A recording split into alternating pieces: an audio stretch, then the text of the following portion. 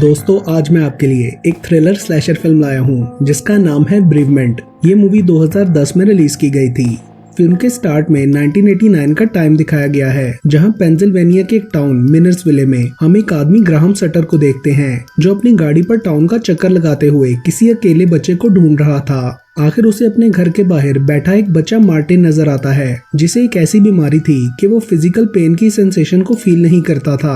अंदर उसकी mom Catherine किसी लड़की से उसके बारे में बात कर रही होती हैं कि इस बीमारी में मार्टिन की बहुत ज्यादा केयर करनी पड़ती है। वो अपनी तकलीफ का बता नहीं पाता क्योंकि उसे एहसास ही नहीं होता। तभी ग्राहम उसे एक न्यू बाइक का लालच देकर किडनैप करके ले जाता है। कैथरीन मार्टिन को बुलाने जाती है और उसे ना देखकर बहुत ज्यादा परेशान हो जाती है। ग्राहम मार्टिन को एक अबैंडन्ड स्लॉटर हाउस में ले जाता है जो कभी उसके फादर चलाया करते थे।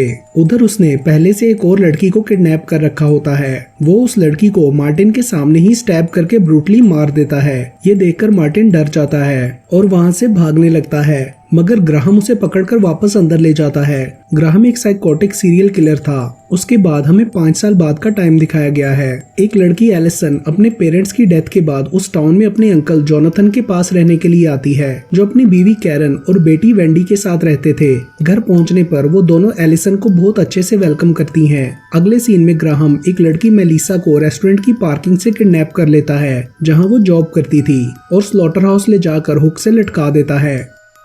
अगली सुबह वो नोटिस करती है कि वहाँ पर उसकी तरह और भी लड़कियां बंद हैं। दूसरी तरफ एलिसन बाहर जॉगिंग के लिए जाती है तो स्लॉटर हाउस के सामने से गुजरते हुए उसे खिड़की में मार्टिन नजर आता है। वो देखकर आगे चली जाती है और तब हम देखते हैं कि मार्टिन को वहाँ ग्राहम ने खड़ा किया था ताकि वो अपने नए शिकार को फांस सके।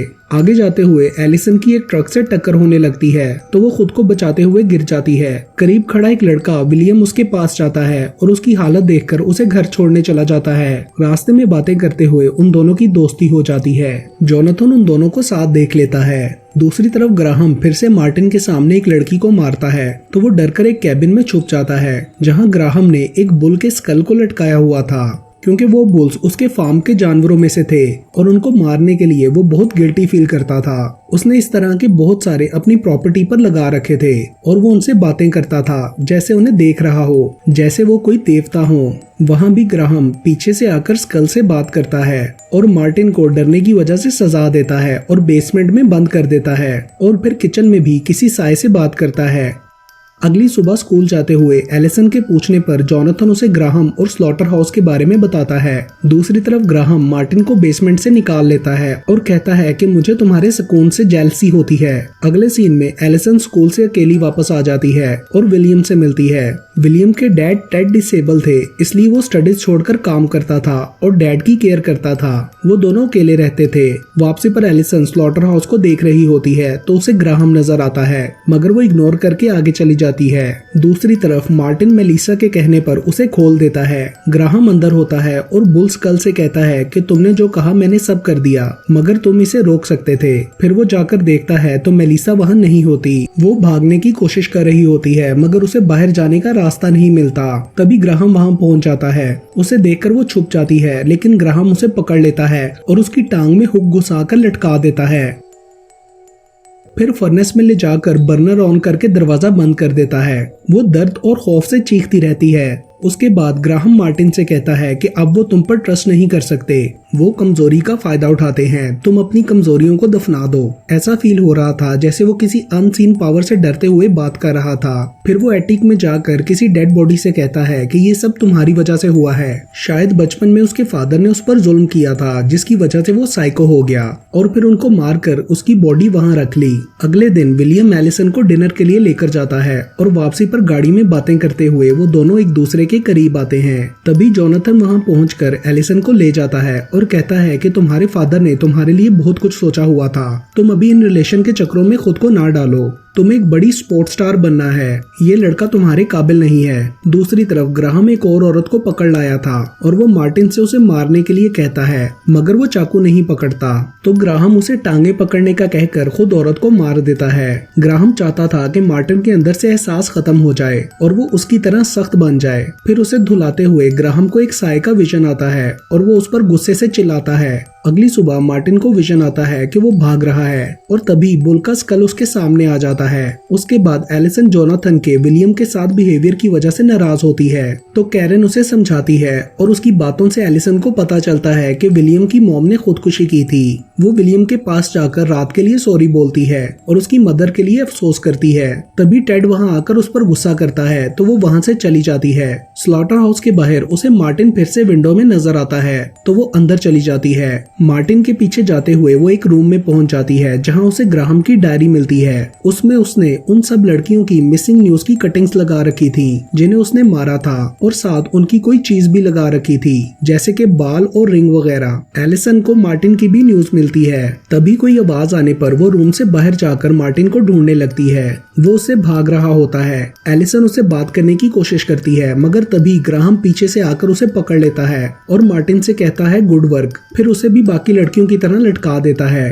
अगले दिन जोनाथन उसे ढूंढने के लिए जाने लगता है तो विलियम भी वहां आकर उसका पूछता है और बताता है कि कल हमारा झगड़ा हो गया था। जोनाथन उस पर गुस्सा करता है और एलिसन से दूर रहने के लिए कहता है। फिर वो उसे ढूंढने के लिए ग्राहम के घर जाता है। उसकी आवाज सुनकर ग्राहम एलिसन के मुंह पर पट्टी बांध देता है और जाकर जोनाथन की बात सुनता है। वो एलिसन और उस छोटे बच्चे का पूछता है जिसका एलिसन ने उससे जिक्र किया था मगर ग्राहम उसे अपने घर से जाने का कहता है लेकिन जोनाथन अंदर जाना चाहता था। तभी एलिसन की पट्टी खुल जाती है और वो जोर से जोनाथन को आवाज देती है मगर तभी ग्राहम उसे शूट करके मार देता है। उसके बाद वो गुस्से से एलिसन को कोल्ड रूम में लॉक कर देता है। उधर विलियम को गुजरते हुए जोनाथन का ट्रक ग्राहम के घर के बाहर नजर आता है तो वो उन्हें देखने के लिए अंदर चला जाता है। एलिसन लाइट ऑन करती है और बॉडी पार्ट्स देखकर बहुत ज्यादा डर जाती है। उधर विलियम एलिसन और जोनाथन को आवाज देता है और फिर उन्हें ढूंढते हुए वो स्लॉटर हाउस तक पहुंच जाता है। एलिसन मार्टिन को देखकर दरवाजा खोलने का कहती है लेकिन वो भाग जाता है। तभी विलियम एलिसन तक पहुंच जाता है और दरवाजा खोलने की कोशिश करता है मगर ग्राहम पीछे से उस पर शॉवल से अटैक करके मार देता है। इस सब के बाद वो अजीब बिहेव कर रहा था और बुल स्कल से बात करते हुए कहता है कि तुम उसे छोड़ दो, मुझे उसकी जरूरत है। और फिर वो ऐसे फील करता है जैसे उसने बुल स्कल को तोड़ दिया है मगर वो ऐसा नहीं कर पाता और रोने लगता है और फिर कहता है कि तुम जीत गए। उसके बाद वो मार्टिन के पास जाकर अजीब सी बातें करता है। उसे अब मार्टिन की एबिलिटी से डर लगने लगा था और वो उसके हाथ को नाइफ के साथ टेबल पर पिन कर देता है ताकि वो भाग ना सके।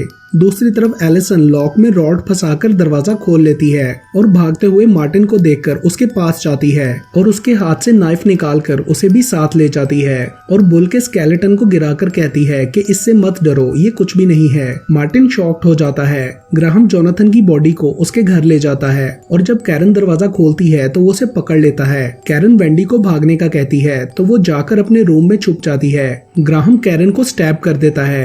एलिसन मार्टिन को उठाकर भागते हुए घर की तरफ जा रही होती है। ग्राहम जोनाथन की बॉडी को कैरन के पास लेटाकर घर को आग लगा देता है और चॉपर लेकर वेंडी की तरफ जाता है। वेंडी उससे कहती है कि मेरे एनिमल्स को हर्ट मत करना तो वो ये सुनकर इमोशनल हो जाता है और वो डिसाइड करता है कि मार्टिन की जगह उसको अपना असिस्टेंट बनाकर अपने साथ ले जाएगा। उधर एलिसन घर आती है तो कैरन उसे वेंडी को बचाने का कहती है और वो ऊपर जाकर ग्राहम को स्टैब कर देती है तो वो वहां से भाग जाता है। उसके बाद एलिसन नीचे जाकर 911 पर कॉल करने लगती है। तभी मार्टिन उसके पेट में चाकू मारता है और फिर उसे स्टैब कर करके मार देता है क्योंकि इतने साल ग्राहम के साथ रहकर वो भी साइको किलर बन गया था। फिर वो वापस जाकर वेंडी को भी मार देता है और वहां से वापस चला जाता है। ग्राहम घर पहुंचकर अपने फादर की डेड बॉडी से बात कर रहा था तो मार्टिन वहां जाकर उस पर कुल्हाड़ी से अटैक कर देता है और उसके सारे बॉडी पार्ट्स तोड़कर ब्रूटली मार देता है। अगले दिन पुलिस जोनाथन के घर पहुंचती है तो सब जल चुका होता है और वो उसे एक्सीडेंट समझते हैं। विलियम के डैड भी उसके गायब होने से बहुत परेशान थे। मार्टिन ग्राहम की हड्डियों से नया स्केलेटन श्राइन बनाता है और बुल स्कल को हेड की जगह लगाता है। फिर वो खिड़की से बाहर देखते हुए अगले विक्टिम का इंतजार करने लगता है। एंड में हमें कुछ साल बाद का सीन दिखाया गया है जहाँ पर एक लड़की किसी से भागते हुए मार्टिन के घर चली जाती है और मार्टिन से हेल्प मांगती है जो सामने बैठा होता है। तभी वो अपना फेस टर्न करता है और इसके साथ ही ये मूवी यहीं पर खत्म हो जाती है।